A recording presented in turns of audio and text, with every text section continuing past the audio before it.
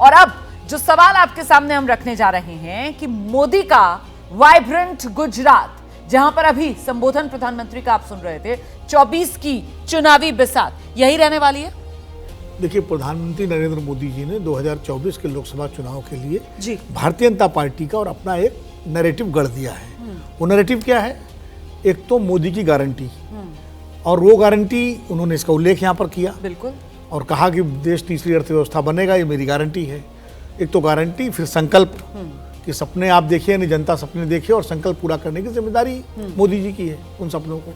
तो ये एक तरह से एक तो चुनाव का ये है आर्थिक विकास एक एजेंडा।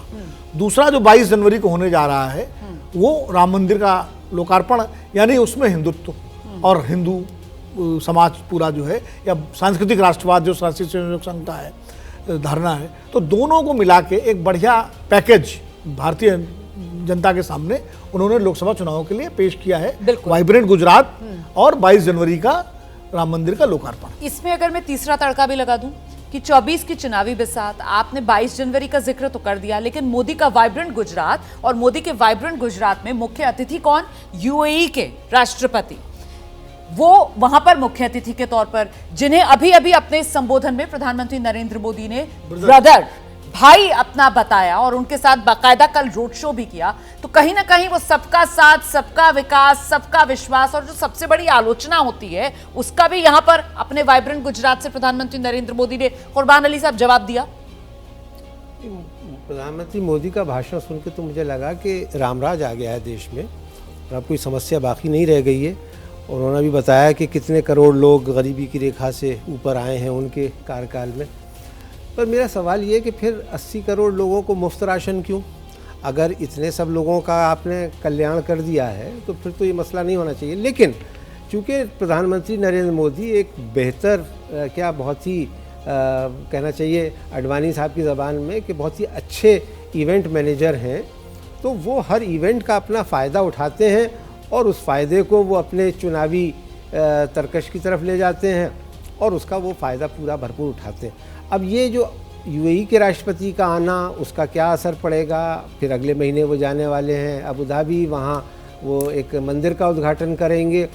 तो जाहिर है कि इंटरनेशनल पॉलिटिक्स में तो इसका एक इम्पैक्ट होगा जी, लेकिन भारत में कितना हो पाएगा मैं नहीं जानता। ठीक है, इसकी चर्चा आगे करेंगे हम। तो कुल मिलाकर भारत का अमृतकाल प्रधानमंत्री नरेंद्र मोदी की तरफ से कहा गया और भारत को विकसित बनाने का प्रधानमंत्री नरेंद्र मोदी ने अपना संकल्प दोहराया, ये कहते हुए कि मेरे संकल्प आपके सपनों के साथ जुड़े हुए हैं, जितने बड़े आपके सपने होंगे उतना बड़ा मेरा संकल्प होगा। और साथ ही साथ मोदी की गारंटी दोहराई प्रधानमंत्री नरेंद्र मोदी ने वाइब्रेंट गुजरात समिट में कि आने वाले चंद साल में देश जो है वो दुनिया की टॉप 3 इकोनॉमीज में पहुंच जाएगा। बात जरा इंडिया गठबंधन को लेकर कर लेते हैं, खासतौर से उत्तर प्रदेश, जहां पर सस्पेंस बना हुआ है इस बात को लेकर मायावती क्या करेंगी, क्या इंडिया गठबंधन के साथ आएंगी या फिर अपनी अलग लकीर खींचती हुई 24 चुनाव में नजर आएंगी। इस सब के बीच अभी तक जो आप सुन रहे थे ना, अखिलेश यादव के तल्ख बोल मायावती को लेकर कि वो पत्रकारों से सवाल पूछ रहे थे, साहब गारंटी कौन लेगा मायावती की, वो किधर रहेंगी चुनाव के बाद। अब उन्हीं मायावती को लेकर अखिलेश यादव के जो सुर हैं वो बदल रहे हैं, और बदल कुछ इस तरीके से रहे हैं कि अखिलेश यादव अब मायावती की तरफ कुछ नरम पड़ते हुए सुनाई पड़ रहे हैं। सूत्र ये जानकारी दे रहे हैं, विधायकों के साथ बैठक की है अखिलेश यादव ने और इसमें उन्होंने कहा हम सब मायावती जी का सम्मान करते हैं। अखिलेश ने पार्टी के कार्यकर्ताओं और विधायकों को मायावती के खिलाफ कुछ ना बोलने की नसीहत भी दी है। अखिलेश ने यह भी कहा है कि इंडिया गठबंधन में बीएसपी को शामिल करने के लिए कांग्रेस बातचीत कर रही है। मायावती इंडिया गठबंधन में आए न आए, इसको लेकर कयास जारी है। राकेश प्रताप सिंह कल की मीटिंग में मायावती को लेकर सॉफ्ट कॉर्नर दिखाया अखिलेश यादव ने, कहा कि वो आदरणीय हैं, सम्मानीय हैं, वरिष्ठ हैं, कांग्रेस उनसे बातचीत कर रही है, इंडिया गठबंधन में अगर वो आती हैं तो स्वागत है, साथ ही साथ जो भी भाजपा को हराएगा हम उसके साथ हैं। तो इसमें क्या बुराई है? 4 बार की उत्तर प्रदेश की पूर्व मुख्यमंत्री हैं तो पूरे उत्तर प्रदेश के लिए सम्माननीय है। किसी के प्रति सम्मान का भाव रखना और अपनी राजनीतिक भावना को व्यक्त करना दोनों अलग अलग विषय हैं। हम अपने दलीय भावना के हिसाब से राजनीति करते हैं और जो हमसे बड़ा है हम उसको बड़े के रूप में उसका सम्मान करते हैं। हाँ, ये बात सही है कि उत्तर प्रदेश में नहीं पूरे हिंदुस्तान में इस समय जो स्थिति उत्पन्न हुई है, जो संविधान पे खतरा मर रहा है, जो लोकतंत्र पे खतरा मर रहा है, उसको बचाने के लिए सभी दलों को एक होना चाहिए और एक होकर भारतीय जनता पार्टी को हिंदुस्तान में हराने का काम करना चाहिए। अखिलेश जी यही तो कहे मीटिंग में मायावती को लेकर। तो मैं भी तो यही कह रहा हूं कि इस समय अपन सबको एक होके लोकतंत्र को बचाने के लिए, संविधान को बचाने के लिए, लोगों को रोजगार दिलाने के लिए, महंगाई को खत्म करने के लिए सबको एक होके और भारतीय जनता पार्टी को हराना है। क्या कहा उन्होंने मीटिंग में? अब मीटिंग की बात तो कहा कि सम्मानीय है, आदरणीय है। नहीं, वो हमेशा कहते हैं, कल ही नहीं कहा। हम इंडिया गठबंधन में मायावती आ रही हैं तो भाजपा के खिलाफ वो लड़ेंगी तो ठीक ही तो है। नहीं, मैं ये कह रहा हूं कि मतलब आप उसका समर्थन कर रहे हैं ना? नहीं, बिल्कुल मैं तो ये निर्णय माननीय राष्ट्रीय अध्यक्ष जी को लेना है, लेकिन जहां तक सम्मानीय का बात रहा, जहां आदरणीय का बात रहा, वो हमारी बुआ जी हम लोग पेज पर आप लोग देखे जाएंगे कुछ दिन में इस तरीके से मीटिंग में बात हुई। पेज पे ये निर्णय बड़े लेवल पे होता है, माननीय राष्ट्रीय तो बड़े लेवल पर होगा, लेकिन जो बातें बसपा को लेकर है, मायावती को लेकर है, उसमें कहीं कोई दो राय नहीं, यही ना? देखिए, मैं केवल इतना कहूंगा कि सबको एक होने की जरूरत है और भारतीय जनता पार्टी को हराने की जरूरत है। यही तो सुन रहे हैं आप किस तरीके से समाजवादी पार्टी के नेताओं के अब सुर बदल रहे हैं। सबको साथ आने की वकालत समाजवादी पार्टी की तरफ से की जा रही है, जो अभी तक कांग्रेस की तरफ से की जा रही थी। और इस सब के बीच मायावती ऑफिशियली अपने फैसले का ऐलान 15 जनवरी को कर सकती हैं। 15 जनवरी तारीख आप जानते हैं इसकी अहमियत मायावती के लिहाज से, उनका जन्मदिन होता है 15 जनवरी को। तो इंडिया गठबंधन में वो शामिल होंगी या नहीं, इसको लेकर 15 जनवरी को ही कोई फैसला, जिसका ऐलान मायावती की तरफ से किया जा सकता है। लेकिन इससे पहले सूत्र बता रहे हैं मायावती गठबंधन में शामिल नहीं होंगी। गठबंधन में शामिल होने की संभावना कोई नहीं है उनकी। एबीपी न्यूज को सूत्रों के हवाले से जानकारी मिली, गठबंधन में शामिल नहीं होगी बीएसपी।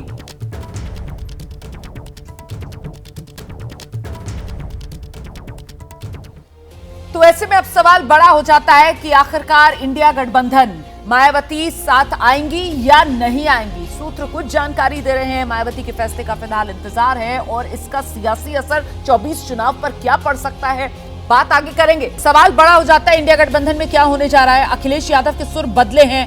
अब बड़ी बात ये कि क्या मान जाएंगी माया, क्या गेंद मायावती के पाले में आ गई है, आपको ऐसा लगता है? देखिए, ये चीज जो जोड़िए अखिलेश यादव के सुर बदलना, कल उत्तर प्रदेश को लेकर के कोऑर्डिनेशन कमेटी की, कांग्रेस की और सपा के नेताओं की बैठक होना, बैठक बड़ी सकारात्मक हुई। और क्या उस बैठक में, जैसे अखिलेश यादव जी कह रहे हैं कि कांग्रेस बात कर रही है, तो कहीं ना कहीं उस बैठक में भी चर्चा हुई होगी बीएसपी को लेकर के, और शायद कांग्रेस ने कहा होगा कि भाई थोड़ा सा अपने सुर नरम करिए, अभी हम लोगों की बातचीत चल रही है। तो मैं इस तरह जोड़ के देख रहा हूँ। मैं ये नहीं कह रहा हूँ मायावती आएंगी कि नहीं आएंगी, क्योंकि फैसला तो मायावती जी को करना है। उनको ये तय करना है कि उनको उत्तर प्रदेश में अपनी राजनीतिक जमीन बचानी है या नहीं बचानी है। क्योंकि अगर वो अकेले चुनाव लड़ेंगे तो 2014 में अकेले लड़ी नहीं, 0 पे पहुंच गई थी। 19 में गठबंधन बना के लड़ी, 10 MP आ गए उनके। तो अब उनको ये तय करना है कि वो अकेले लड़ेंगी तो क्या स्थिति होगी, खेल बिगाड़ने का काम करेंगे दूसरों का या अपना खेल बनाने का काम करेंगी। अब इसका फैसला मायावती को करना है, यानी गेंद पूरी तरह से मायावती जी के पाले में डाल दी गई है कि भाई आप तय करिए कि आपको क्या करना है। और मुझे लगता है 15 जनवरी उनका जन्मदिन है, उस दिन कौन कौन को बधाई देता है, क्या बोलती हैं वो, किस पर क्या राय रखती हैं। और देखिए, मायावती जी के बारे में एक चीज़ समझिए, एक बात मैं गारंटी, उनके बारे में एक गारंटी मैं ले सकता हूँ। हाँ जी। वो गारंटी ये है कि चुनाव से पहले वो बीजेपी से समझौता नहीं करेंगी और चुनाव के बाद वो करने में कोई संकोच भी नहीं करेंगे। ठीक है, आप जो बात कह रहे हैं मायावती और उनकी अगर सियासत को समझा जाए, 2019 में जो हुआ उसके बाद अब क्या प्री पोल अलायंस में जाएंगी मायावती या फिर पोस्ट पोल अलायंस की तरफ ही मायावती कदम बढ़ाएंगी? देखिए, दो पॉलिटिशियन ऐसे हैं इस समय हिंदुस्तान में जो हमेशा एक अहमियत दिखा के चलते हैं, एक नीतीश कुमार जी और एक मायावती जी। वो अपने कार्यकर्ता, मतदाता और देश की जनता को हमेशा ये मैसेज करते हैं कि निर्णय हम लेंगे, हमारा निर्णय कोई और नहीं लेगा। नीतीश कुमार जी पहले ये हुआ कि संयोजक बनेंगे या नहीं बनेंगे, आज ये है कि वो निर्णय करेंगे कि बनना है या नहीं बनना है।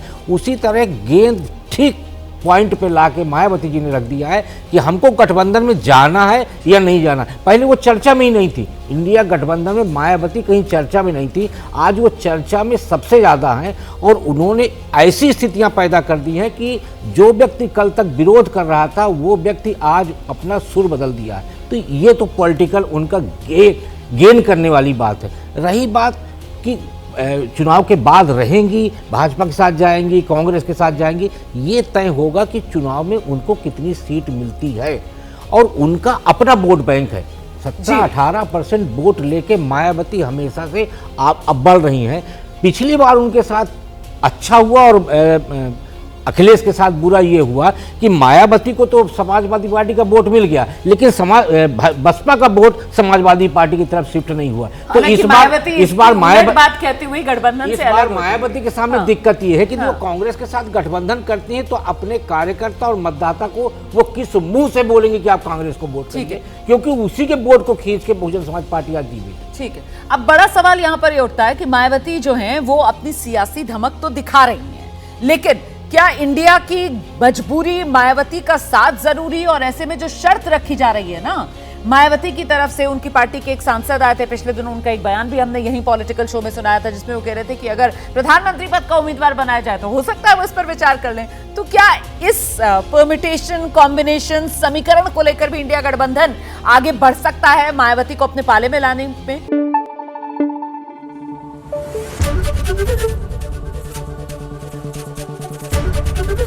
एबीपी न्यूज आपको रखे आगे।